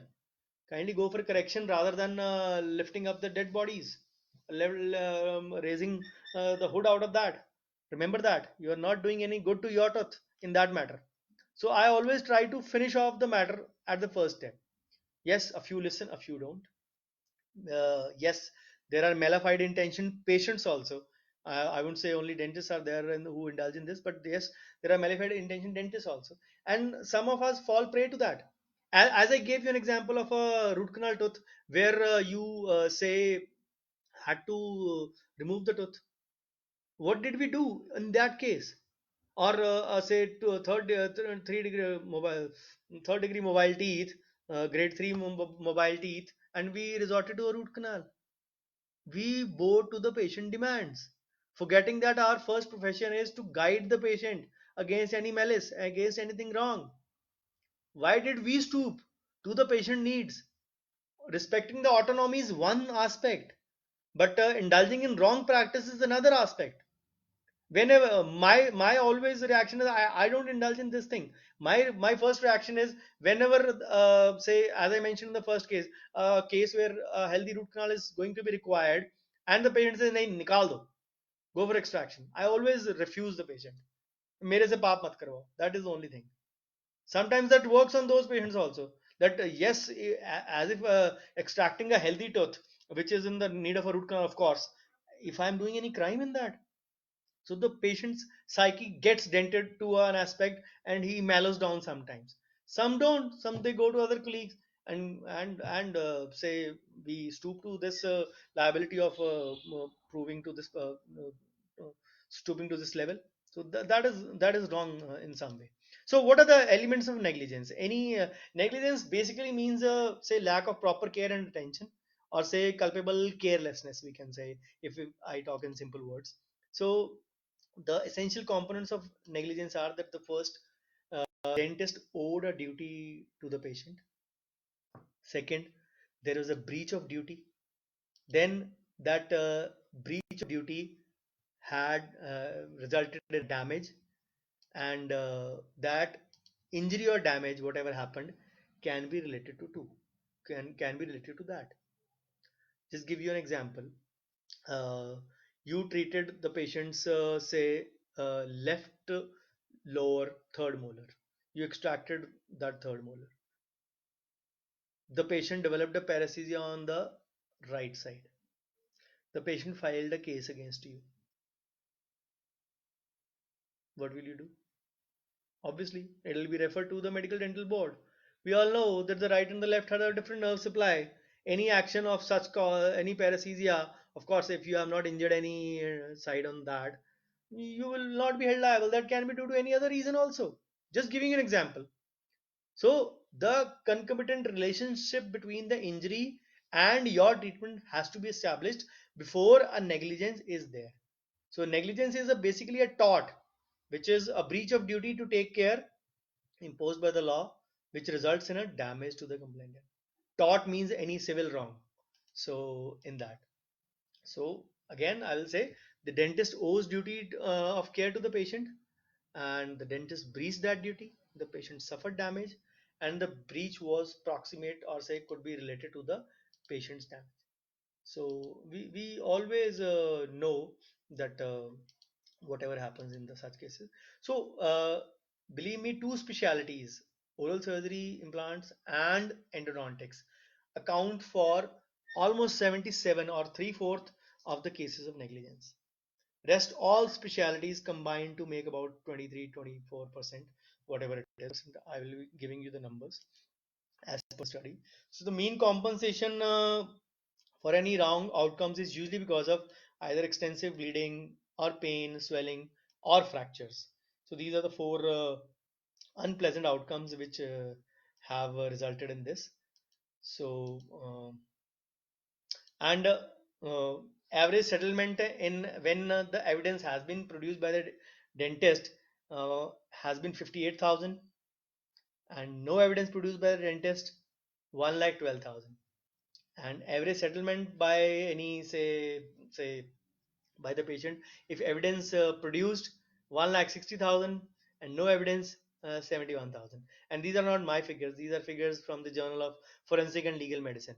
So the average mean compensation awarded in Indian dental practice malpractice or negligent cases is 1 lakh 3,998, or say 1 lakh 4,000, or say broadly 1 lakh rupees. This is the compensation amount.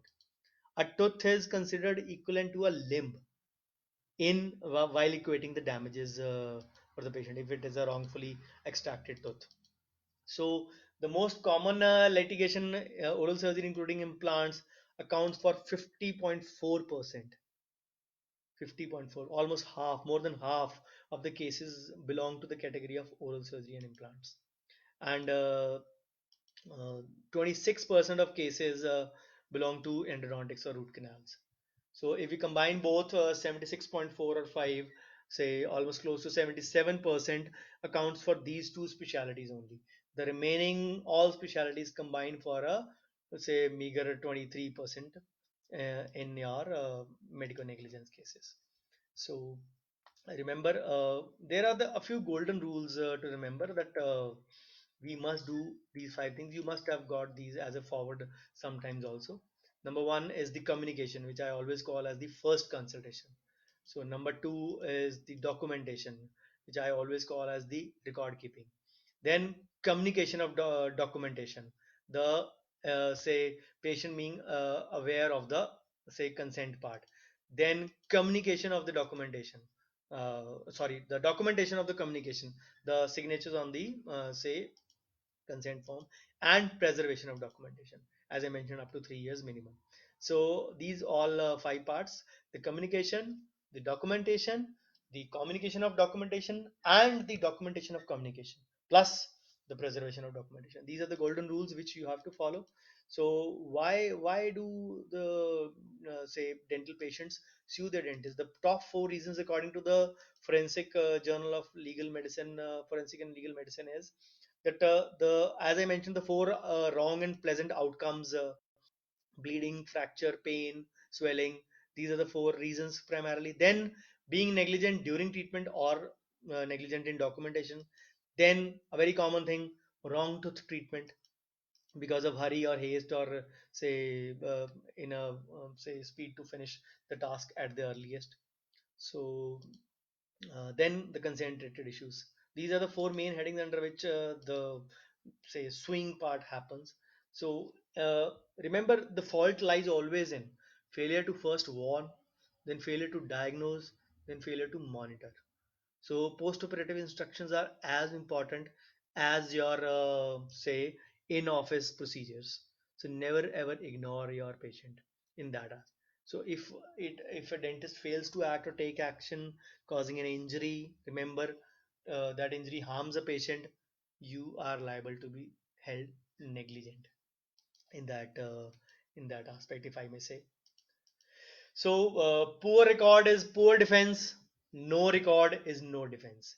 So, medical records, your consent part, do come in a lot handy, and sometimes they are your saviors big time. As I mentioned, for a preoperative X-ray for a patient, uh, and sometimes a preoperative X-ray becomes a very say significant say proof in case of proving the patient's claims as false.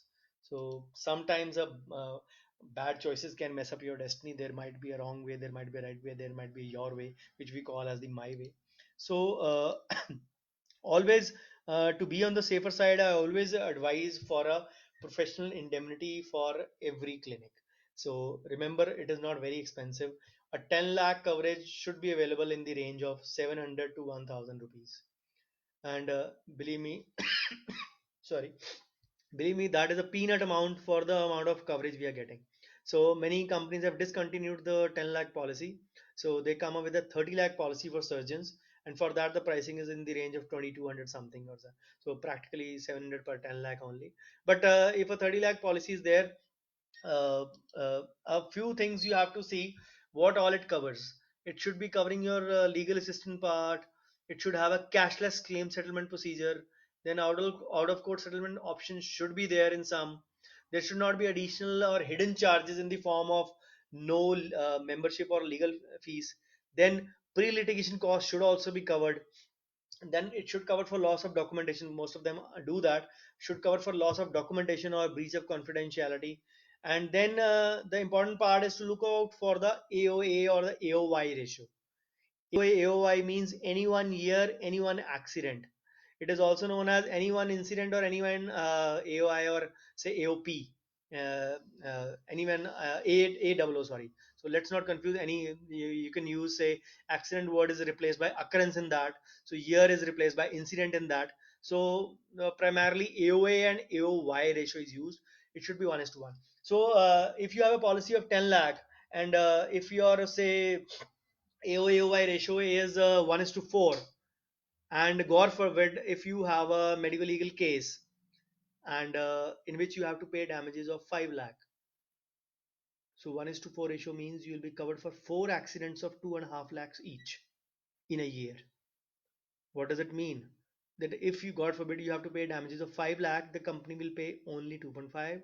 The remaining 2.5 has to be covered by you. So there are many other aspects when I take up professional indemnity. There, I need to colleagues, but yes, this is a platform where I have to limit myself. Otherwise, the discussions can go on till late in the night. So remember, you have to see these aspects. So definitely, I always say in the end that people who have a destiny, people who have a vision, they control their destiny and lifestyle.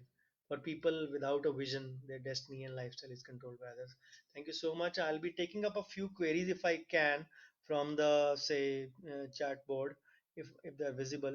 So Dr. Ravinder Toshniwal says if a patient comes, the pain and sister for the Jesse feeling and advise RCT infection, refuse the treatment. Should I go for feeling?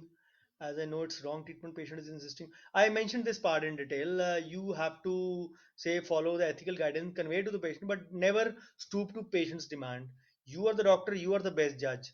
I always say whenever anything wrong happens, the patient is going to raise his hand. I'm not the doctor, you are the doctor. So you have to decide what was good for me or what was not. So let me take up a few queries if I can see. Can we not refuse if the Dr. Vaibhav Nepalia says, can we not refuse if the patient is not cooperative or misses appointments a lot? I already covered this part. If you listen to the full presentation, I've covered this part at least 3 times. You cannot abandon the patient midway. That is the only thing. So Dr. Harshal Mehta says, hi Harshal, if the patient asks for a breakup of implant treatment cost, how do we justify? He had asked for implant cost, doctor charges, surgical material charges. Now in this scenario, how do we put him across for different companies' implant? I always try to journalize things in a way in my clinic. What I do, I'll just tell you that procedure. You're free to follow or maybe follow whatever pleases you. I always say that implants are done from 8,000 to 70,000. Yes, they're done in even 8,000 in my town. Maybe Chinese implants. I'm not sure what those colleagues are doing. But yes, I always say similar lines for root canal also. That yes, it all depends upon the material used. It depends upon this thing used. But I always insist that these things should be conveyed before the treatment. The patient is not unhappy, is not happy with your charges. He's free to walk off. Why do we need to treat every patient? I always mention in my practice management lectures, an average acceptable patient conversion rate is 7.2 out of 10, which means if we do 100 consultations, only 72 get converted, and that is counted as an excellent conversion rate. We cannot treat every patient in our area. Remember that part.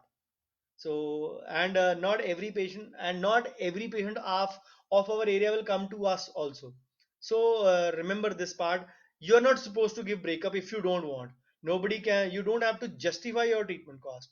Believe me, many colleagues resort to kind of say unethical selling in this part, where they undermine their colleagues.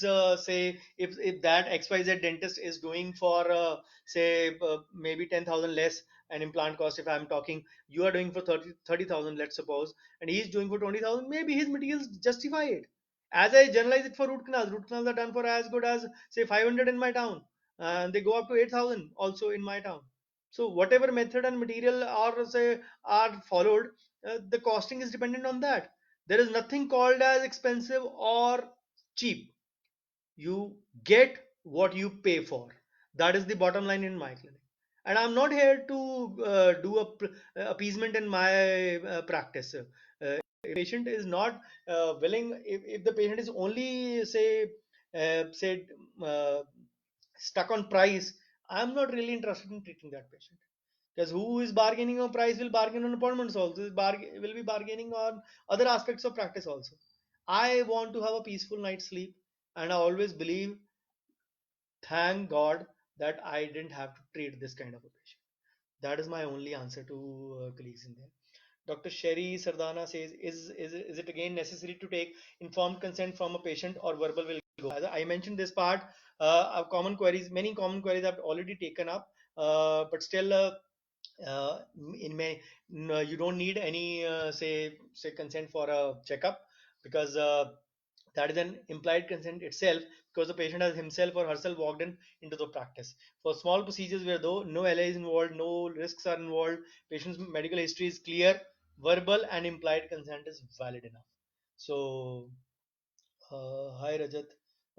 Yes, you can share to Harshal your methodology. Sir, would like to know what is the status of Clinical Establishment Act. The draft mode was put up for every one of us around July or August of 2019. It was supposed to be passed as One India, One Act. A similar act would be applicable in all states. As I mentioned, Karnataka had it since 2007 or 8, and we don't have it in Punjab even till today. So it was supposed to be passed in the winter session of the Parliament in December, but then the NRC and the CA took over the aspects, then followed by Corona updates, Corona mayhem in India. So, but yes, it is on the cards. Once the situation settles down, many other urgent matters are taken up, because the financial matters or the budgetary matters are important right now. So definitely the Clinical Establishment Act would be there in place, and it would be One India, One Act. I hope that answers your query, Dr. Shashank. So, can local DCI body give advertisement for awareness, like take dental treatment by registered dental surgeon? Uh, see, uh, any state dental council always say warns against the quackeries, and many state dental council, I was reading recently only, many state dental council, it happened in Jammu recently. So before the say I will say before the it was made a union territory, before the Article 370 abolition, in that uh, uh, there were raids by the State Dental Council at various coax or Part B registered dentists over there. So the State Dental Councils are doing their bit, but yes, the quackery is still flourishing, and it is a cause of concern for all of us. But yes, we can raise a voice only if we are united. And I mentioned this aspect in my presentation today. So if 25% of there, 25% is a minority against the 75% non-members, there is only one platform to unite us, and that is the Indian Dental Association. I'm not an agent or a say seller of Indian Dental Association ideology to you. It is a personal choice. But I have been a member, student member since 1997. So I passed out in 98. So I've been a full member, an annual member since that, without a break. So uh, yes, we ought to realize that firstly we have to unite under one banner. I hope I'm clear, Dr. Anurag Saxena. Dr. Sherry Sardana, sir, can you share an ideal consent format? Ma'am, I enumerated the consent format. Unfortunately, the software we were supposed to lay out this presentation, in which one part would be in the session part, my slides part, and the other session would be my in the small inset. Unfortunately, that didn't work out in spite of doing a mock well before time. There were some technical issues. Even I am doing this presentation from a borrowed laptop, borrowed from my brother. So uh, yes, I named that, but then there is nothing called as an ideal consent form. What There are a lot many you can find on the internet. Believe me, those are the bodies. So kindly do make your customized consent form as I detailed out in the video. I hope you get your answer, Dr. Sherry Sardana. Dr. Shashank Unyal, sir, as you told, we cannot stop treatment for a patient once we have started it, even if patient pays full treatment charges or not. Okay, agree. Now, in a situation scenario where complete treatment has been done and after treatment completion, patient denies to pay treatment charges, be it due to any reason, what legal option a dentist has now. See, the only part is I always mention a way in my practice management lectures, Dr. Shashank. How do you are the boss in your clinic. You have to decide the charges. You have to decide the way they'll be paid. So nobody can say dictate you that. Why do you leave the payment till the end? That is my question to you first. Why can't you charge them before? Is it your clinic? Yes, it is your clinic. But then why is the patient say dictating you charges? Because you did not spend first time in first consultation. You did not detail out the procedures. You did not detail out how you are going to proceed for a treatment plan, and how is the patient supposed to pay you at every installment.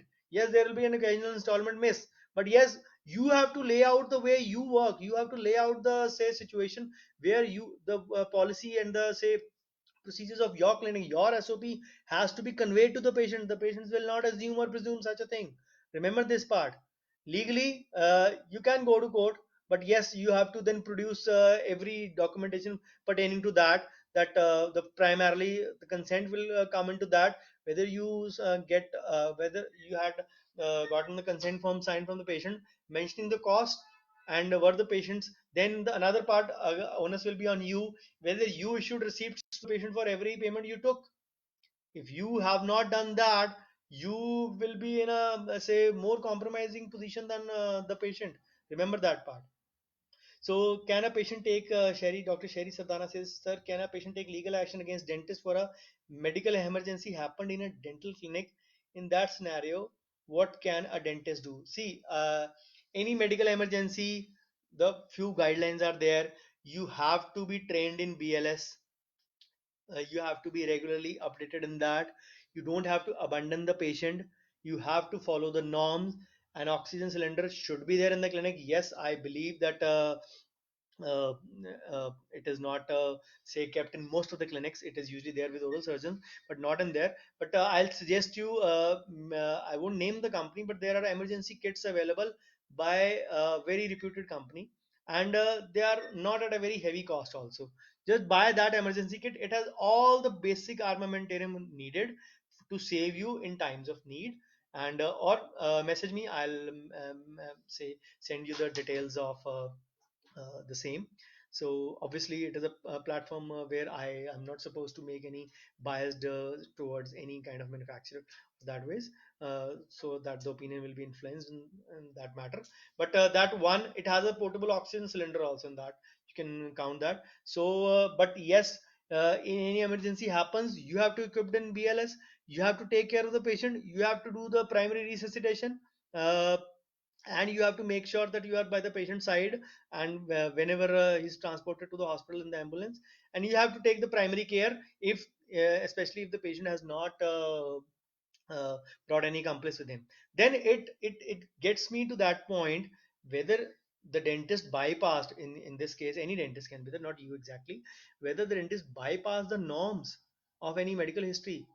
I always say for any unknown patient, allergy testing of 48 hours minimum has to be done for local anesthesia. No local anesthetic patient gets treated in my clinic without a patch test if the patient is not a known say user of I will say has not got injected lignocaine in the past. I will not do such a patient unless that patient has a patch test from me and I see the symptom for the next 48 hours. Not even cases of emergency sometimes. So yes, if you attend to the emergency in a proper manner, the patient is not going to take any legal action. But yes, an emergency has to be distinguished from a negligent action. As I said, consent and negligence are different. So are the emergency and the say negligence scenario. So, Dr. Weber Nepalia says many dentists around me have started publishing hair transplants and skin treatments like Botox. Are these treatments services covered under industry? See, the only thing is if you are qualified from a recognized university and that qualified university accords you with the training with the which is recognized, you can practice any science. Of course, crash course or say certificate courses or say 24-hour courses or 72-hour courses, as they are said, they are not valid for such say these services. Those who have gotten it from a recognized university, maybe a foreign university, those are say good enough to practice, but not the ones who have gotten this training with a crash course of 24 to 48 hours or say 72 hours crash course they have done.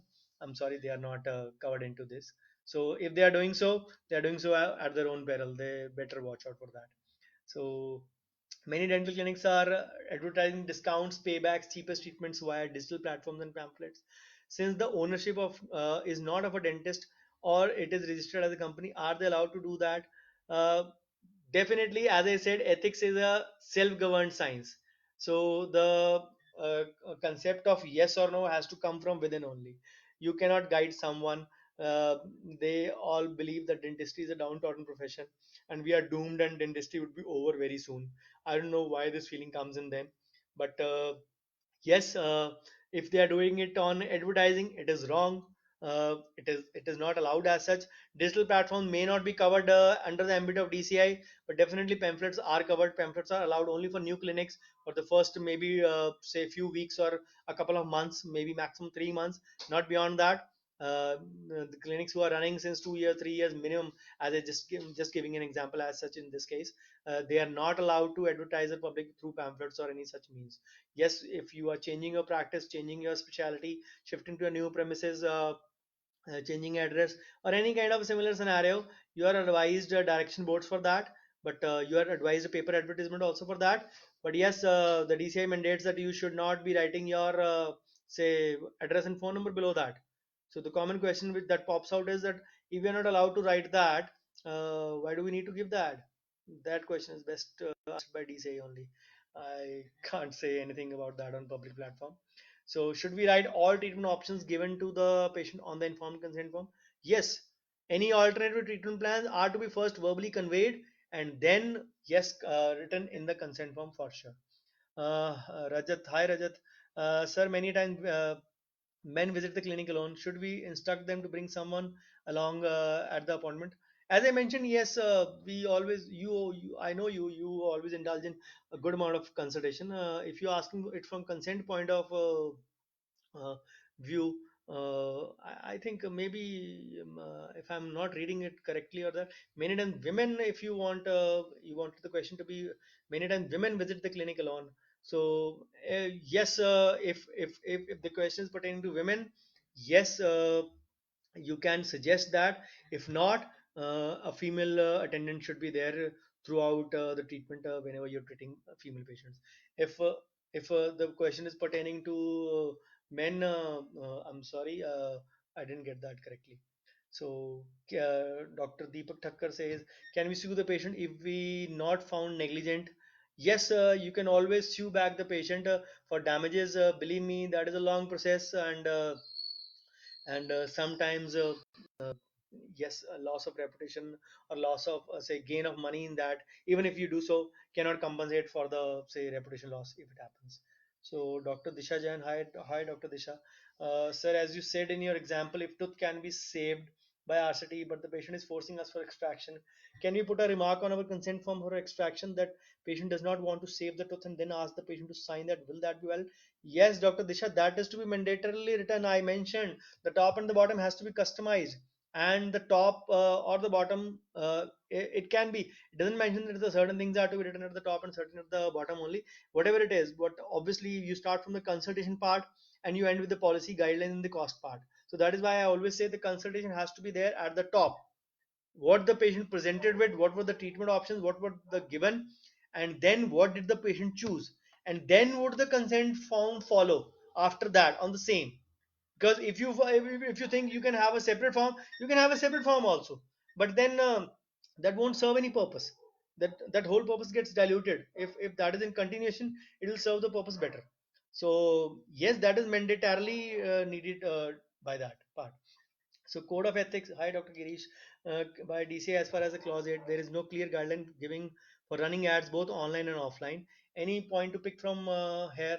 I generally advise my clients to go ahead with awareness ads instead of going overboard, because the guidelines are not clear and people can get into trouble. Yes, you're right. but definitely social media still does not fall under the ambit of say DCI right now. But I always say still this is a noble profession. We have to understand the limitations of the same, and make sure that we do not fall below a certain guideline or a standard. Number one. Number two, we do not resort to a comparative advertising, as I mentioned before. We do not resort to a usage of words first and best, and we do not say indulge in any kind of say professional malice as regards to our colleague. I hope that answers your query. So how much professional indemnity insurance is sufficient? It depends upon Dr. Saurabh. It depends upon how many negligence you commit in a year. Just to be on the lighter side, don't take it seriously. So what I mean by that is a good policy. These days, many companies have discontinued the 10 lakh policy, so they're coming up primarily only with the 30 lakh policy, which has a premium of around 2200 or so. So you can say take a reasonable policy of say 30 lakhs. That should be good enough to cover, unless you are indulging and are too adventurous in your clinic in such aspects. So Dr. Girish, the entire session was helpful. I am going to change a lot of things in my practice based on points. Thank you. The player was all mine, and as the clock stuck to 2 hours, so I didn't expect the session to go on for 2 hours. Definitely it is a player. I hope, sorry, I missed out one query by Rajat. Specialty of implant is not a degree, but only short certificate course. Does this put all implant specialists in trouble? No. Say even the prosthodontics are say allowed to write prosthodontics and implant prosthodontics along with the say their degrees. Even the perio guys are writing it. So even the oral surgeons are doing it.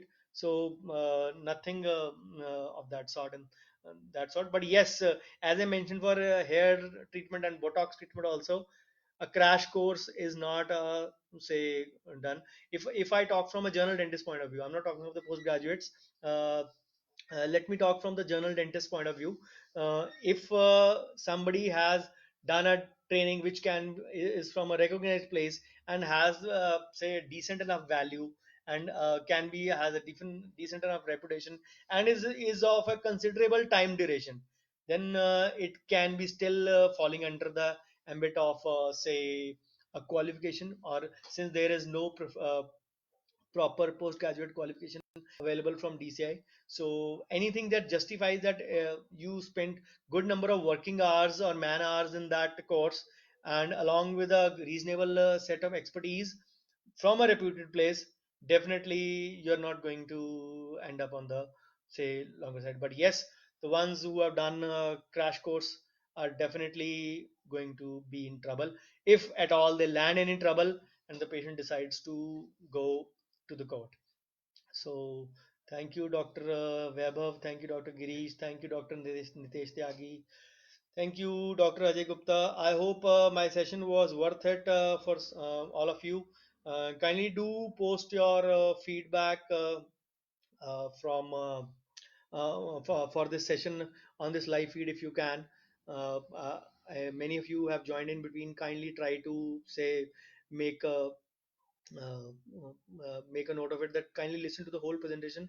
You'll find many points worthy, and medical legal presentation is one such when say when software gave way, then even at that point of time, Dr. Girish and me did not flutter a bit, because medical legal does not require as such many of the slides. If you listen to the basically the norms and the laws properly, you'll get a hang of it. And Of course, a Facebook presentation is going to stay there for there. So at the end of 2 hours and almost 3 or 4 minutes, take a break, or say call it a day. Thank you, Team Underdog, the Underdog Dentist Squad, for this opportunity. I hope the last 2 hours were worth it, and you surely will carry back home some good points. Yes, the time period is always a concern. I remember I have done a half day session in Ajmer in last Feb, and in Vadodara also, and for that matter in Ahmedabad also. The Ajmer was in February, Vadodara was in April, and Ahmedabad was in September. So the organizers wanted me to start at 4:30 or 5 o'clock.